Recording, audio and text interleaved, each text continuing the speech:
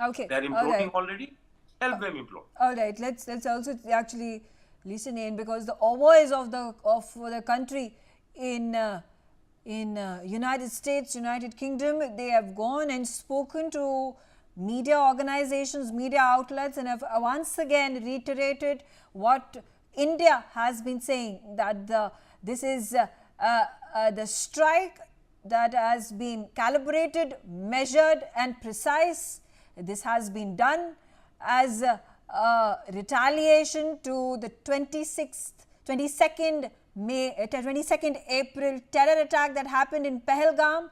And if there is going to be further escalation from Pakistan side, India is ready to give a befitting response. Now, speaking to an interview to Sky News, this is a news channel in United Kingdom.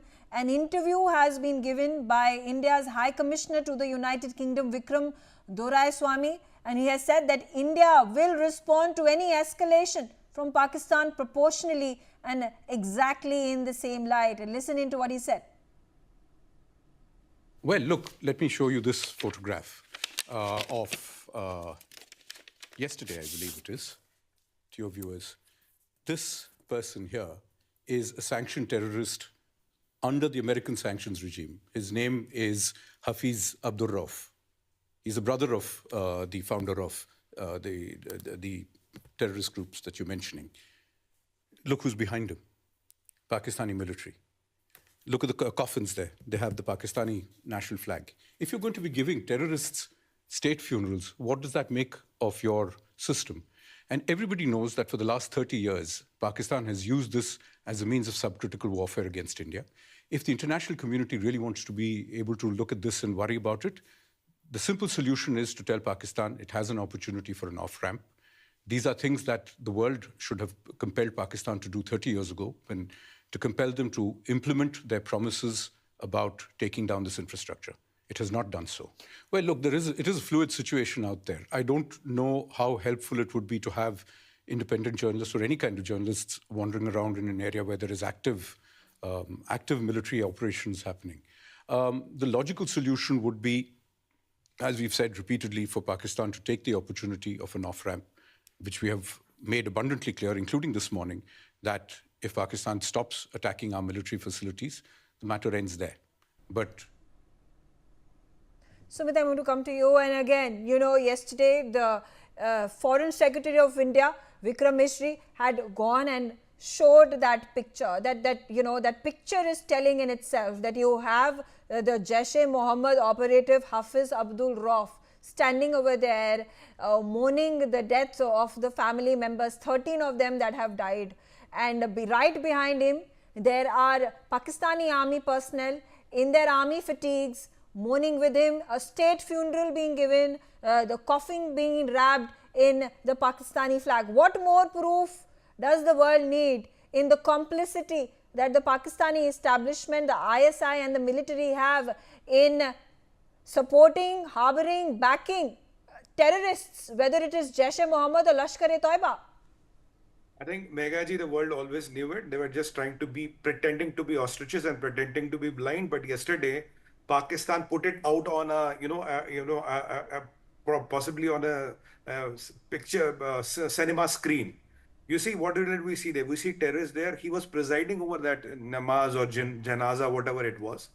Behind them, there are people in uniform from Pakistan Army, there are people from ISI, there are people from Pakistani police. You rape their bodies in Pakistani flag, and the wreaths which are coming in, this is very important, the wreaths are coming from President of Pakistan, Prime Minister of Pakistan, and COAS, that is Chief of Army Staff of Pakistan. After that, state funerals, start cars, gun salutes, and whatever tamasha was happening, there is no difference. They are non-uniformed assets of Islamic Republic of Pakistan. There are two kinds of assets. One is who wear the uniform, other is who do not wear the uniform. So people who were not wearing the uniform were eliminated, and the people wearing the uniform were giving them the last salute. That is exactly what the world has seen. Beyond that, there is no scope of imagination even that Pakistan's army and jihadis are exactly the same. Some of them wear the uniform, some of them not wear the uniform. I've been very clear. There's no difference between Maulana Asad Maulana, what is his name? Masood Azhar and Asim Munir. One is a beard Maulana, another is a without beard Maulana. One is a with uniform, another is without uniform.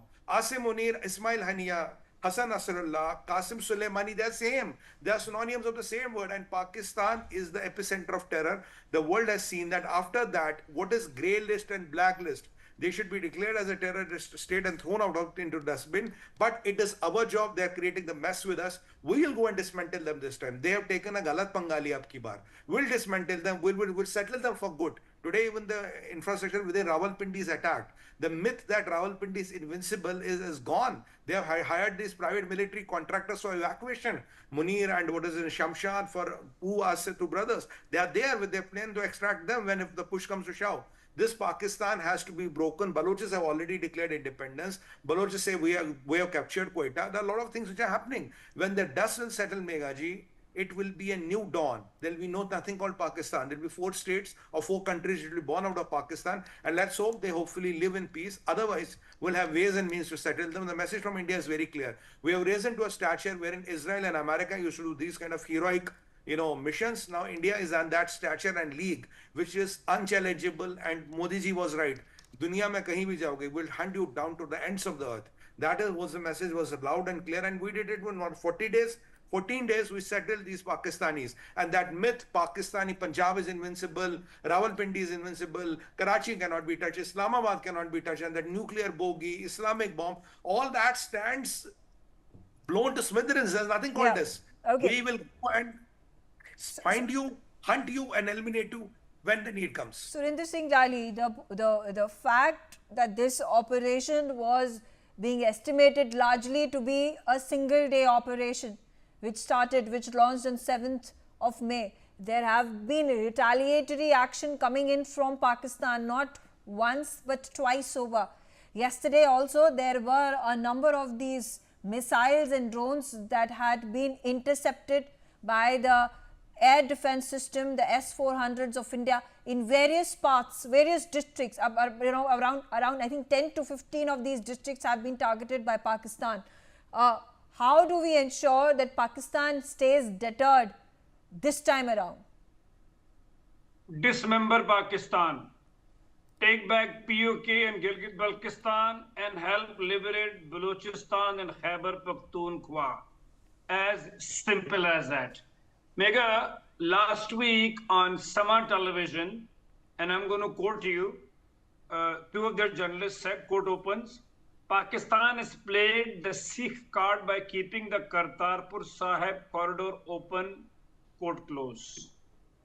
Now that ought to give you an idea of the quality of journalism, especially when you make an Islamic churran and bring people from the hinterland and tell them, go attack India, be insurgents, and you will go direct to Jannat, while all the journals and their kids go to Dubai, Canada, and America. I mean, in a country where, this is amazing, huh? In November, there was a Lahore Book Fest, 800 biryanis, 1200 shawarmas, and 35 books. Now, why am I telling you? The average Pakistani journal or the journalism even has the IQ of less than a housefly. They don't understand that we are Punjabis, not those Punjabis. I even said that on your TV, and I'm again saying that for us Punjabis in India, our country is over our religion. The only reason why you earlier said that boilerplate statement by the Muslim board on that cryptic, ambiguous statement is because they are confused. For us, they have to understand also that their country has to be over their religion, because if the country will not survive, what will you do with religion? And unfortunately, be it Iran or Turkey, wherever people from the Islamic religion go, and they go, if they're less than 40%, they say it should be a secular nation. And then if they're more than 40%, they should be an Islamic nation. So this is the confusion which America is going to deal with soon. Canada, the party started, England, Belgium, and Scandinavia is already happening. So Mega, it's a confused lot, and anywhere where you make a lethal combination of religion and politics, you get the likes of Asim Munir. And one last statement, Mega, I used to always say, because democracy is never going to come to Pakistan, so it'll have to be dismembered. But I used to always say that if Pakistan has to prosper, it needs a good mullah and a good jarnal. And unfortunately, after Yahya Khan and Ziaul Haq, Pakistan has got the worst combination of this Hafiz-e-Quran called General Munir, who simply to deflect his local issues, the most elected gentleman Imran Khan is sitting in jail. Dr. Baloch has really given it back to them. And now the IMF, so simply to renew his term, he's disturbing the subcontinent and doing the biggest disservice to the 25 crore Punjabi, Hindu, Sikh, whatever's left of it in Pakistan, by actually destroying that nation, Megha. Okay, all right. I'm going to also reflect on this other update that we are getting for you. India has become the world's third largest producer of electricity